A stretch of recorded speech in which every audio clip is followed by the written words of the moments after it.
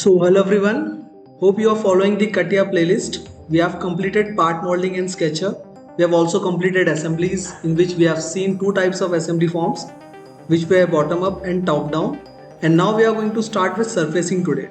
Now as we talk about CATIA surfacing, it is crucial in product design and development because it allows designers to create complex, smooth and aesthetically appealing 3D shapes that cannot be made using solid modeling alone.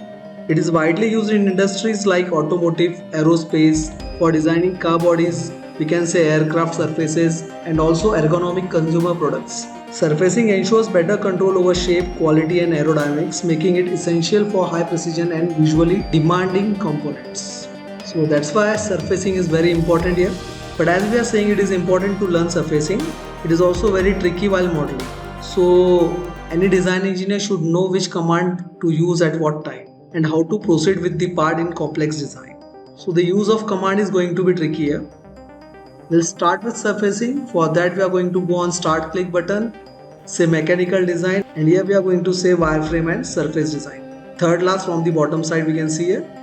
I'll enter the name here. We'll see the basic commands only today.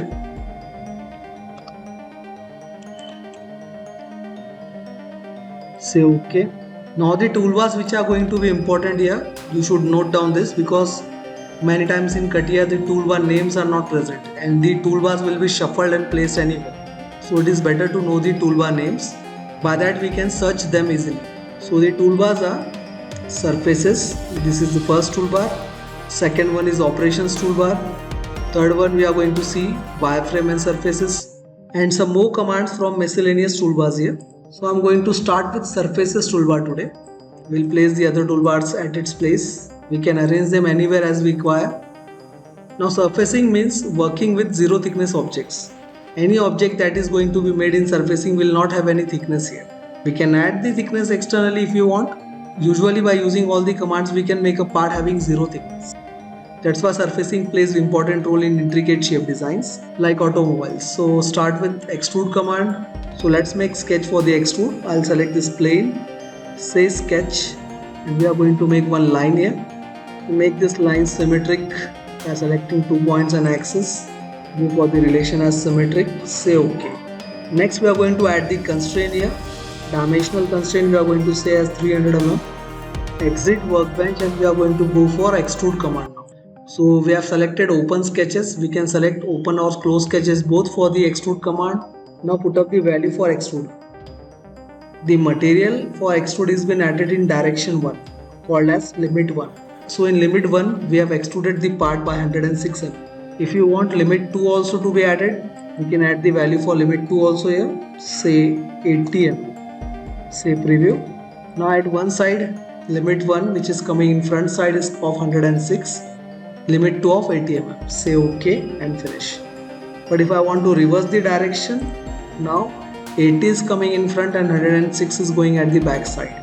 If I want the same value symmetrically to be extruded on both the sides by center plane reference, then we can go for this option, that is mirror extend in the command extrude. And the value taken for limit 1 will be by default applied on the second side also. That was 106 mm. Say preview and OK.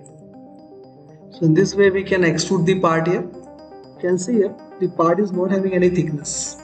Now this was with the open sketch. We'll see one more example for extrude by making a close sketch. Say part, say OK. Now we are going to make one close sketch on top plane. Say center rectangle here. Next we'll make this part dimensionally constrained. Say double click on this constraint toolbar. Select both the lines. I'll say 200 mm. And the other side we are going to take here as 80 mm. Next say exit workbench and go for extrude command again, but this time we have used close sketch profile. So we can see here material will not be added completely, the mid portion is empty here, but the side walls will be created by using surfaces. So I'll say extrude now.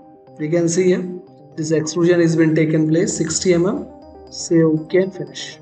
Next select this sketch and go for the side show component, click here. Now in this way we can use extrude command. We'll change the window here. We'll hide these sketches here. If you want to hide the planes, we can hide the planes also. Now extrude command can be applied on these edges also.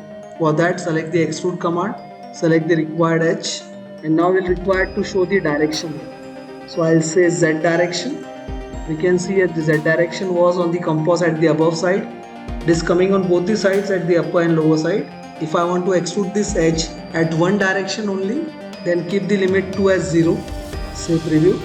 We can see here it is extruded at one side only by 106 mm. We'll change the value as 150 mm here. Say preview. Again one more time, say extrude, select the edge required, select the direction. This time we are going to say Y direction. So Y direction here. Whatever length you require, you can extrude it. If I want limit 2 to be extruded, then we can use the limit 2 also here. You can see by dragging this, we can change the limit 2 value also. If you don't want limit 2, just put it 0. Say preview. If I want this value as 150 mm on both the sides, you can say mirror extend. Say preview and OK. So this was extrude command. Both ways extrude can be done by open sketch or by close sketch. Next command we are going to see here is revolve command. Say new part. Say OK. Now in all toolbars you can see here only material will be added. Cut command is not being shown here in surface toolbar. It is because all the parts are 0 thickness here. So for revolve command I'll select the plane, say sketch. I will select all the planes and say hide here. Next we'll make the profile. We'll use the line command only. We are making a simple step shaft here by using line command. We are going to take the radius value only. So I'm going to say 130 here. Next radius we are going to take 90 to make the diameter 180, and last one we are going to take here as 60. So the diameter here will be 120. Now the step heights, I say this size here as 40 mm. This size we are going to take as 30 mm, and this one we are going to say as 20 mm. Say exit workbench. We have this open profile now. We are going to say revolve. So for that we are going to select this command revolve. In profile we are going to select this profile, and for revolve axis we are going to select this vertical axis. We can see here this part is coming by revolve command. The angular limit for revolve at one direction is 180 mm. So that's why it is a semicircular type part. But if I want to increase the angle on the other side also, we can go for that. So here I'm going to say angle 2 as 150. Say preview. Now this one was 180 in direction 1. And the other angle is coming 150 in direction 2. That's why there is small gap here. If I change this value to 180, say preview, you can see here. Or else we can do one more thing, that select the revolve command, select the profile, go for axis of revolution as this vertical axis, and in angle 1 limit only we can add this 360 degrees value. Say preview and OK. So in one angular direction only we can complete the angle here. But as we have not made any horizontal lines at the upper or lower side, that's why this part is open from upper and lower side. So if I want to modify this or customize this, then double click on this sketch and then go for the line command. We'll make this line here at the bottom side also. Don't let the sketch pass on the other side of the axis, or else revolve command will not work here. So I'll drag it on one side, go for the relation with point, and this point say as coincide. Say exit workbench, and now as the part is showing in red color means it is asking for update.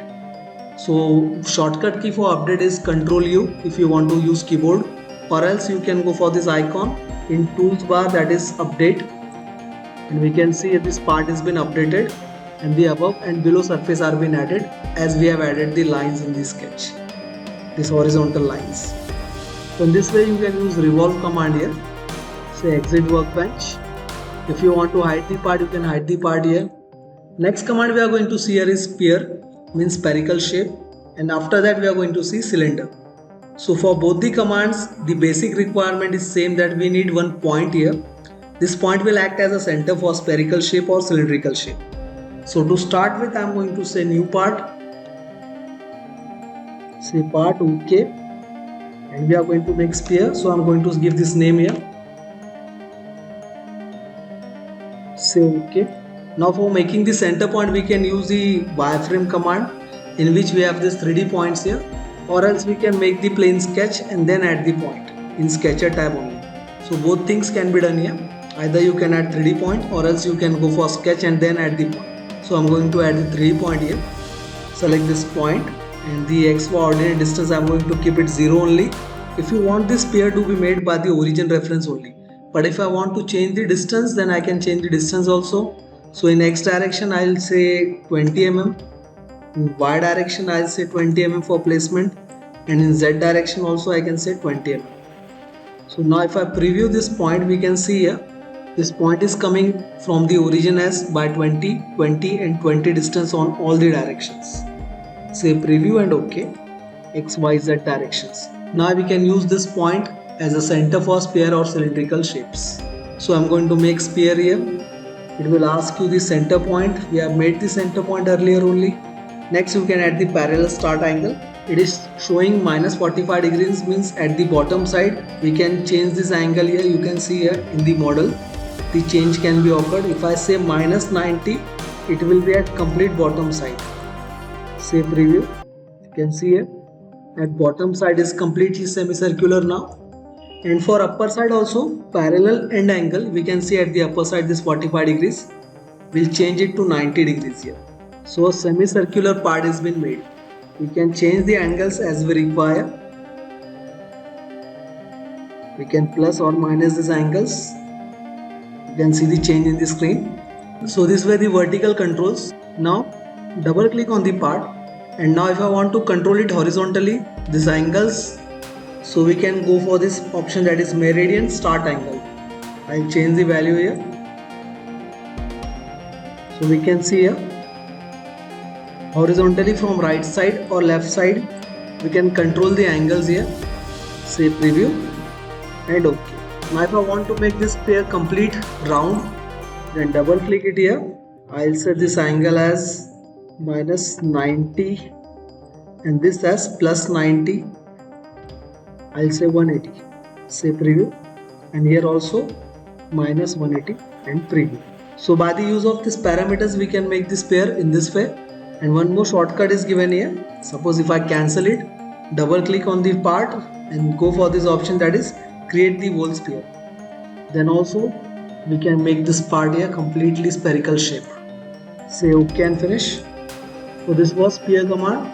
We'll delete this sphere and go for cylindrical now. Say delete. Say OK. Now for cylindrical shape, select the cylinder command. Select the point reference.